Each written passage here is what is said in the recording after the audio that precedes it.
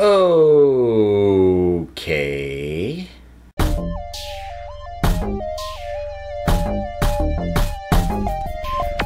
So I'm continuing with some Inside number 9. I'm not sure how many of these I'm going to do as episode-by-episode reviews. I know the people who wanted me to see this series are really digging this. You've made that clear in the comments. It's really low view-wise, which normally I wouldn't care about. I mean, I'm not a views chaser by nature. But I have stumbled into doing almost a video, no, not almost, a video a day lately. I don't know how the heck that happened. I'm literally wanting to talk about more things than I can cover with a video a day, and I might have a hard time justifying dedicating, a day to episodes of this show. So I'm definitely going to do episode by episode reviews for the entirety of the first series of it. After that, I'll probably continue to watch it, but after that I'll probably either just stop doing reviews, or they won't be weekly like they will be for this first series. They might just be occasional every now and then, basically when I have a day that I don't otherwise have a video. We'll see. But in any case, A Quiet Night In, the second episode of Inside number 9, with a very neat gimmick, which is that it is a dialogue-free episode. Nobody really speaks. It's not silent. There is the sound and the noise of what is going on. You hear, things and people, and there's occasionally little, noises like that, or somebody turns on a TV. There's that. There's music. So, there's all that stuff, but there's no dialogue pretty much. And that's an interesting gimmick. So as far as story goes, it is a story of an attempt at a art heist of a piece of modern art from the home of some wealthy guy or other. You have these two burglars who don't seem to be exceptionally good at what they're doing, and they they break in, and they're not only trying to get this painting, but they are working around the guy who lives there, who owns the painting, a member of the household staff. I guess she's the cook, or she might be all-purpose because she picks up stuff and does laundry too, so I guess cook and maid. And then there is a young woman that initially, who she is in the nature of her relationship with this other guy who's significantly older than her isn't altogether clear, but there's basically 3 people in this house that these burglars are constantly trying to avoid crossing the eye line of, or avoid making enough noise that they alert these people while trying to get this painting and get it out. So it is, this one is more flat out comedic than Sardines was, the previous episode. And even though it does get a little dark at a couple of points, it's a very slapstick form of dark. It doesn't leave you, or at least me, it doesn't leave you unsettled the way that Sardines did. And it's not bad. I'm really glad it wasn't the first episode, because I would have been pretty underwhelmed. I think there's a couple of things working against this. The first thing, which is not the fault of this show, but I think says a lot about the nature of its overall premise for this episode. It bore more than a passing resemblance to a short play I wrote in 7th grade. That's not me implying that they stole my 7th grade piece of crap comedy about people breaking in to try and steal something and everything goes wrong, but a lot of the beats, a lot of the complications, a lot of the things that happen bore a surprisingly close resemblance to that. And the reason I mention that is I feel like that's sort of the writing level of this episode. It's a very juvenile idea of what, oh, and then this, oh, and then this, oh, and then this. Juvenile is not really the right word. That implies a style of humor that is maybe a little more crass than this is, but this does have its crass moments. And I think here's the thing. If it wasn't for the gimmick, this really has almost nothing going for it. What it's doing is very bog standard, both in terms of concept and the progression of all of it. It's just sort of your standard, everything goes wrong in the course of a crime scenario. So the only thing that makes it unique is the gimmick of no dialogue. And gimmicks are a funny thing, because a properly applied gimmick to a story that's already good can make a good story great. My go-to example of that will always be Memento. Memento had a story that was already interesting, that was already one that was worth telling, and then the nature of the narrative and the order that scenes are put in is a gimmick that makes it better. However, when a gimmick is applied to something that has nothing else going for it, all it does is make a mediocre thing pretty good. And that's basically what happens here. It turns a mediocre story into a pretty good one. But it can't be more than that, because you remove the gimmick and, like, what is there to recommend about this episode? Not a heck of a lot, if I'm being totally honest. I think what is impressive about this episode is the execution of it, the pacing of it. Honestly, it's difficult to properly pace out something that you can't section off into dialogue moments. But, to keep it continually moving and figure out how long this action's gonna take and get it all down to a really tight 30-minute runtime, but not have it feel like you're treading wheels. Like, even though I said none of what goes on is particularly surprising or inventive, it doesn't spin wheels, it doesn't time fill, nor does it make any weird sort of leaps as far as the pacing goes, where suddenly things are piling up faster than, feels earned. So it is a well-executed gimmick slapped onto just a bog standard kind of story. And there are some of the specifics that people who know me on this channel probably figured I was gonna talk about, and this is gonna get into spoilers. So that's my overall thoughts on the episode. It's not bad, it's fine, depending on your own level of appreciation for sort of the silent comedy or slapstick or, heist gone wrong traditions and tropes. You may enjoy it significantly more than I did, but for me it was just fine. I would never watch this episode again. So that's it, spoiler free. Let's get into spoilers. Now, before I get into the big one that I think a lot of people, anyone who knows me, is expecting me to talk about, let's first of all talk about where this show first lost me, and that's when they killed the dog. Let me put it this way. As soon as they killed that dog, my first thought was, both these guys, especially the one with the mustache, they both better die. Because I don't know about anybody else, but with me, when you kill a dog, no, you need to die now. So I'm glad that they did. Now, the thing that folks are probably expecting me to talk about has to do with the quote-unquote young woman who appears. And that was a lousy toss of the hat. But the reveal that she is biologically and physically still very much a man is a beat I don't care for a number of reasons. And given that, how many fewer people watch this than watch most of my other stuff, I can't imagine this would be the case, but just on the off chance, the reason I let my hair down to talk about this, I have a fluid sense of gender, so I do care about this kind of representation when it shows up in these things. So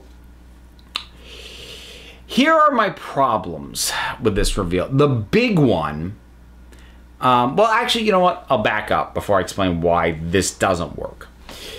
I don't automatically have a problem with the reveal of someone appearing to be a woman being revealed to be a man in things. I don't even automatically have a problem with that being played for comedy. But the thing about any piece of comedy, about any joke, is you have to figure out, at least for me, from my perspective, because I don't do a lot of blanket automatic, this is always offensive. What makes something offensive or not, you have to break down, what is it? Or more importantly, in a case like this, who is it that we are actually being called to laugh at? At whose expense is this joke? And the reason I don't like it here is that ultimately it is no deeper than, ha ha ha ha, it's really a guy. And we're just kind of invited to laugh because that's funny. And there's a certain surprise value to it, and that could have been played off well, but the peeing standing up, which actually, first of all, you know, huge cliched way to do that reveal. But additionally, that I think that really muddies the waters in a lot of ways, and in a way they probably didn't intend. So what I'm about to talk about now is me totally overanalyzing this. I know I'm about to do that. And I know that what I'm about to talk about, I can almost guarantee was stuff that they did not think about. So I'm not calling anybody, you know, a bigot or not an ally or anything. But I'm still going to say this. So that whole thing with the taking the wig off and the peeing standing up, that creates a bigger problem. Because initially the reveal, when the wig hit the floor, I did admittedly chuckle because suddenly a couple of things clicked into place.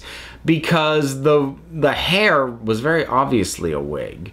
And, you know, she was pretty dang tall. And her breasts seemed oddly protruding, like they were not a natural progression of curves, but rather something jutting out because they shouldn't have been there. Well, I say shouldn't, like they were artificial. It was more my point.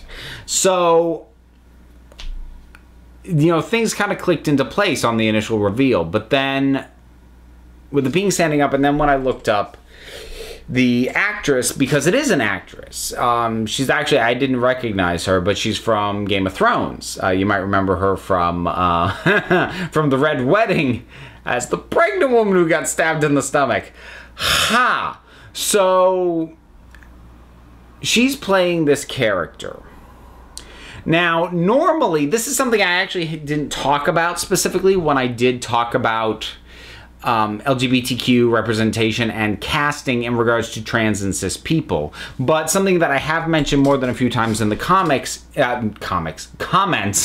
is that if a transgender character is going to be played by a cisgender actor, which I don't like, but if it's going to happen, it is better if the gender of the cis actor matches the gender identity of the trans character. In other words, if it is a trans woman and it's going to be played by a cis actor, it should be played by a cis woman rather than a cis man, because if you cast a cis man to play a trans woman or a cis woman to play a trans man, then you are reinforcing the idea that, well, they're just playing dress up anyway, and if they're really just a man in a dress or they're really just a woman in a suit at the end of the day, which is a very at best uncomfortable, impolite, and also often at times dangerous sentiment, because it's very much used to keep a population down and belittle them and delegitimize their lives and their experiences. Now, you would think, based on all that, that I would be going, oh, well, at least they have a woman playing this part. Except I'm not, because between the peeing standing up and the getting rid of the wig, this doesn't read as a transgender character to me. Now, we don't know definitively, we don't get full context, but speaking from my own experience and my experiences of people who I know and I've talked to, this seems a lot more like a non-transitioning transvestite or crossdresser. And I say that specifically when it comes to something like the peeing standing up. Because, again, I'm sure that decision was made simply for the sake of the joke, but if you are if you are a trans woman, which, again, to be clear, I'm not, but as a general rule, if you are a trans woman, a big fundamental part of that is dysphoria in regards to your body, specifically in regards to your sexual organs. In other words, you kind of hate your penis. And as a result, generally a trans woman is going to sit down to pee, if only because it draws less attention to them, for themselves, to the fact that they have a penis. They don't have to look at it, they don't have to aim it, they just sit down and feel more like a woman. So that moment, again, I'm sure played for a joke, means that I don't read this as a trans woman, which makes the casting of a cis woman very odd to me. And not fall under the sort of thing that I explained before about lending some credence to the gender identity of a trans character, because I don't think this actually is a transgender character. And the final thing that I'll note on this, I think the thing that really kind of turned me against the episode as a whole, and particularly this particular aspect, is when the burglar rolls under the bed to hide, and there is an inflatable sex doll with breasts and a dick. And I hated that because, you know, we've already had a moment that is little more than ha ha ha, man in a wig, man in a dress. And now on top of that, we're gonna go, and yeah, aren't these kind of folks always these crazy sexual deviants? Because that has no bearing on the plot. Like, none. It has no bearing on the characters, it has no bearing on the plot. The idea that these people are kinky at all has nothing to do with anything. It does matter that they have affection for each other, because that is plot relevant. That is affecting actions and affecting decisions. This is just a cheap, lousy gag that associates sexual deviancy with gender nonconformity, and I am not always going to say that's unacceptable, but you need to ask yourself, why am I doing that? And if you're not doing that for anything more than a cheap laugh, which is what that was, please don't do it. So that is admittedly another part of what I didn't love about this episode. But again, to be fair, it was well executed. It was a well-executed gimmick episode, but I don't think that what it was and what it was doing was particularly unique or inventive or original outside of the gimmick. Nor do I, you know, have no issues with the story itself, because I do. I have some significant issues. I will say I did enjoy the sort of... Because, I mean, how many times have we had the commentary on modern art where it's like, oh, God, you know, anybody could make that. That's worth money? What? That, again, very tired. But I do like the way that they approach that, other than because they couldn't have characters say it. So instead, they illustrate it by the fact that these guys take this painting out of the frame and then recreate it with paper towels and tinfoil well enough that another thief who comes in and kills them, yes, they deserved it for killing the dog, comes in and kills them and steals the painting and does not even for a second flinch at the fact that he's just grabbed a bunch of paper towels and tinfoil. And even someone who has seen this painting numerous times before kind of only gives it like a half-passing second glance and then moves on. I kind of like again, the delivery of what is a fairly tired joke. Modern art, isn't it nuts? But the delivery of that was well done. Kind of like how the gimmick is a decent delivery of a not especially original story. So that's it for this particular episode of Inside Number 9. Have you seen it? What did you think about it?